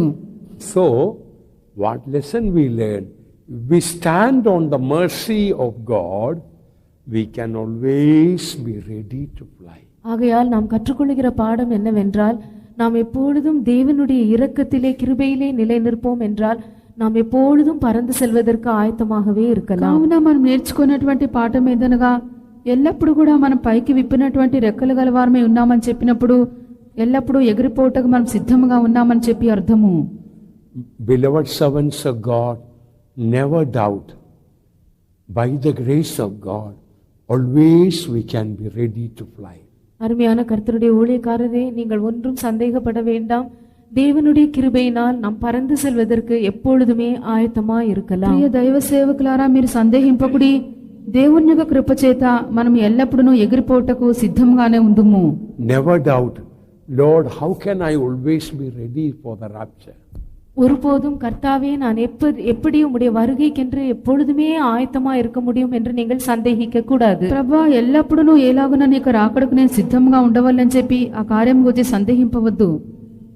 If you are standing on the mercy of God, looking to Jesus Christ, then your wings are raised up. நீங்கள் தேவனுடைய கிருபை அவருடைய இரக்கத்தில் நிலை நின்று கர்த்தராகிய இயேசுவை நோக்கி பார்க்கிறவர்களாய் இருப்பீர்கள் என்றால் உங்களுடைய செட்டைகள் எப்பொழுதும் உயர విరిందిరుக்கும். దేవుని యొక్క కృపయందును ఆయన కనికరమందు మీ నిలిచిన వారై ఉండి ఎల్లప్పుడూ కూడా పైకి విప్పినటువంటి రెక్కలు గలవారై ఉండినప్పుడు మీరు ఎగిరిపోవటకు సర్వదా సిద్ధంగా ఉన్నారని చెప్పి అర్థము. Always we can be ready. நாம் எப்போதுமே ஆயத்தமாய் இருக்கலாம். ఎల్లప్పుడూ కూడా మనం సిద్ధపాటుతోనే ఉండగలము. The most encouraging verse for me in the Bible is Jude 24. என்னை வேதாகமத்தில் மிகவும் தைரியப்படுத்தி உற்சாகமூட்டுகிற ஒரு வசனம் யூதா 24ஆம் வசனம் ஆகும். నాకు చాలా ధైర్యం కలిగించి ప్రోత్సాహపరిచినటువంటి వాక్యమే యూదా వ్రాసిన పత్రిక 24వ వాక్యము. வலுவாதபடி உங்களை காக்கவும் தமது மகிமையுள்ள சன்னிதானத்திலே மிகுந்த மகிழ்ச்சியோட உங்களை மாசற்றவர்களாய் நிறுத்தவும் வல்லமை உள்ளவரும். Now unto him that is able to keep you from falling and to present you faultless before the presence of his glory with exceeding joy. Tamil, the most important word is missing. Tamil மொழிபெயர்ப்பிலே மிகவும் முக்கியமான வார்த்தை இல்லாமல் காணப்படுகிறது. తమిళ తర్జుమాలో ముఖ్యమైన మాట లేకున్నది. The most important word in this verse 24 is now. இந்த 24ஆம் வசனத்தில் மிகவும் முக்கியமாக இருக்கிறதான வார்த்தை இப்பொழுது என்பதாகும். 24వ వాక్యమందు ముఖ్యమైనటువంటి మాట ఇప్పుడు. Do you have that in Telugu? Telugu irikada? See that now he is able to present you faultless before the presence of his glory with exceeding joy. Now.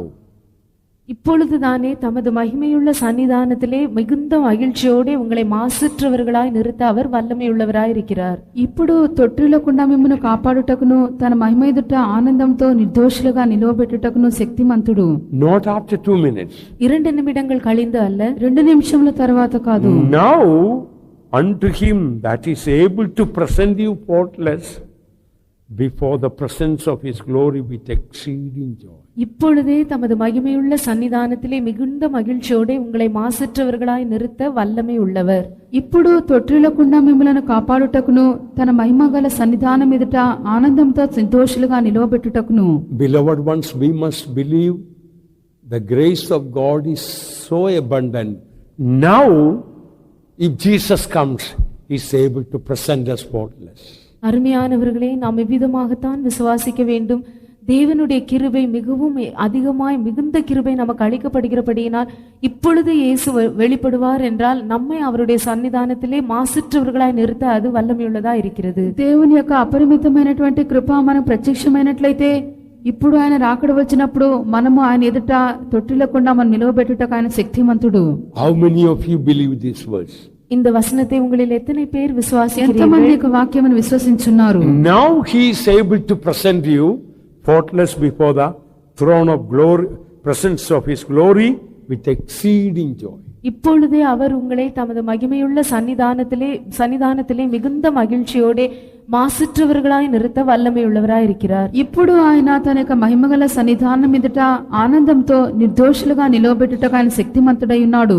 His grace is able to do that work. அவருடைய கிருபை அந்த வேலையை செய்ய వల్లமையுள்ளதா இருக்கிறது. ఆయన యొక్క కృప యొక్క పని చేయుటకు శక్తివంతమైనదైనది. Let us be like these cherubims. இந்த கேருபீன்களை போல் நாம் இருப்போமாக. ఈ యొక్క కెరూబుల వలె మనం ఉండెదము. Let us raise up our wings on high. நாம் எப்பொழுதும் நம்முடைய செட்டைகளை உயர விரித்து இருப்போம். ఎల్లప్పుడు కూడా మన యొక్క రెక్కలు మనం పైకి విప్పి ఉండెదము. In our spirits let there be a readiness, the Holy Spirit doing. நம்முடைய ஆவியிலே எப்பொழுதும் ஒரு ஆயத்தம் காணப்படட்டும், பரிசுத்த ஆவியின் வேலை நமக்குள்ளே காணப்படட்டும். ఎల్లప్పుడు కూడా మన యొక్క ఆత్మయందు పరిశుద్ధాత్మ యొక్క క్రియ ఆ యొక్క సిద్ధపాటు కనబడనిమ్ము. Think of that glorious moment. அந்த மகிமையுள்ளதான அந்த ஒரு நிமிஷத்தை நீங்கள் நினைத்து பாருங்க. ఆ మహిమగల క్షణమును మీరు ఆలోచించి చూడుడి. Suddenly Jesus will come. திடீரென்று இயேசு வெளிப்படுவார். హఠాత్తుగా యేసు ప్రత్యక్షమవును. And our wild body will be changed. நம்முடைய அற்பமான இந்த சரீரம் மறுரூபமாக்கப்படும். మన యొక్క దీనమైన యొక్క శరీరం రూపాంతరపడును. We will not need any more these clothes. நமக்கு இனிமேல் ஒருபோதும் இந்த வஸ்திரங்களுக்கு ஒரு அவசியமும் இருக்காது. ఇక మనకి ఇక వస్త్రముల గురించి మనకు పనే లేదు. Glorious covering will cover us. நம்மை ஒரு மகிமையான ஒரு மகிமை நம்மை மூடிக்கொள்ளும். గొప్ప మహిమ మనల్ని కప్పును. And in a split second we will fly away to the mid sky. ஒரு வினாடியில் தானே நாம் அந்த மத்திய ஆகாயத்தில் எடுத்துக்கொள்ளப்படுவோம், அந்த இடத்திற்கு பறந்து செல்வோம். ఒక క్షణములోనే మనము మధ్యాకాశంలోనికి మనము ఎగిరిపోయేదము. Like these cherubims, let us look to the mercy seat, mercy of God. இந்த கேருபீன்களை போல எப்போதும் நாம் கிருபாசனத்தை நோக்கி இருப்போம், தேவனுடைய கிருபையே நோக்கி இருப்போம். ఈ యొక్క కెరూబుల వలె మనం కరుణాపీఠం తట్టే చూచెదము, ఎల్లప్పుడూ దేవుని యొక్క కరుణనే మనం చూచెదము. Let us take the last and the least place. We need any honor and glory of this world. நாம் கடைசியான மிகவும் சிறியதான இடத்தை எப்போதும் எடுத்துக்கொள்வோம். இந்த உலகத்தின் எந்த கனமும் மகிமையும் நமக்கு அவசியமே இல்லை. మనము అందరికంటే కూడా చిట్ట చివరి స్థానమును చిన్నవారుగాను అల్పులముగాను ఉందుము. లోక ప్రకారమైన ఏ ఘనతయు మర్యాదయు మనకు అక్కరలేదు. By the grace of God we will go when Jesus comes. தேவனுடைய கிருபையினால் இயேசு வரும்போது நாமும் அவரோடு கூட பறந்து செல்வோம். దేవుని యొక్క కృప చేత యేసు ప్రత్యక్షమైనప్పుడు మనం ఎగిరిపోయేదము. Shall we close our eyes? நாம் நம்முடைய கண்களை మన மூடுவோம். కన్నులను మనం మూసేదము. Will you believe today that word? Now he is able to present you faultless before the presence of his glory with exceeding joy. இப்பொழுதுதானே அவர் தமது மகிமையுள்ள சன்னிதானத்திலே மிகுந்த மகிழ்ச்சியோடே நம்மை மாசற்றவர்களாய் நிறுத்த வல்லவராய் இருக்கிறார் என்பதை நீங்கள் விசுவாசிக்கிறீர்களா? ఇప్పుడే తన యొక్క మహిమగల సన్నిధానం ఎదుట ఆనందంతో మిమ్మల్ని నిర్దోషులంగా నిలుపెట్టకు ప్రభు శక్తిమంతుడైన చెప్పి విశ్వసించున్నారా? If you look at yourself, you will never go. ஆனா உண்மையை சொல்ல போனால் நீங்கள் உங்களையே பார்ப்பீர்கள் என்றால் உங்களால் ஒருபோதும் போக முடியாது. మిమ్మల్ని మీరే చూచుకొని ఉన్నట్లయితే ఎన్నడూ కూడా మీరు ఎగిరిపోలేరు. Even today's fault, when you think about it, you cannot go. இன்று செய்ததான தவறையும் கூட நீங்கள் யோசித்து பார்ப்பீர்கள் என்றால் உங்களால் வருகையில் போக முடியாது. ఈ దినమున మీరు చేసినటువంటి తప్పిదమును గురించి ఆలోచించినట్లయితే మీరు రాకడలో వెళ్ళలేరు. But let us look at Jesus. ஆனால் நாம் இயேசுவை நோக்கி ఆయనను பார்ப்போம். మనం యేసు తట్టు మనం చూచిదము. Let us believe now he is able to present me with exceeding joy. இப்பொழுதுதானே அவர் என்னை மிகுந்த மகிழ்ச்சியோட மாசற்றவர்களாய் நிறுத்த வல்லவர் என்பதை நாம் விசுவாசிப்போம். ఇప్పుడే ప్రభు మనను మహానందంతో నిర్దోషులుగా నిలవబెట్టుటకు శక్తిమంతుడని చెప్పి విశ్వసించెదము. Let us believe and raise our spiritual wings and praise God, believing that when Jesus comes we will go. இயேசு வரும்போது நாமும் அவருடைய வருகையில் அவரோடு கூட கொள்ளப்படுவோம் என்கிறதான அந்த நம்பிக்கையோட நம்முடைய செட்டைகளை நாம் உயர விரித்து కర్తரை நாம் స్తోత్రం பண்ணுவோம். కావున యేసు వచ్చినప్పుడు మనం అందరం కూడా ఎగిరిపోయి ఆయన ఎద్దకు చేరదమని చెప్పి మనమందరం కూడా విశ్వసించి మన ఆత్మీయమైనటువంటి రెక్కలను మన పైకి విప్పిన వారమై మనం స్తోత్రించదము. Praise the Lord, praise the Lord, praise the Lord. Hallelujah.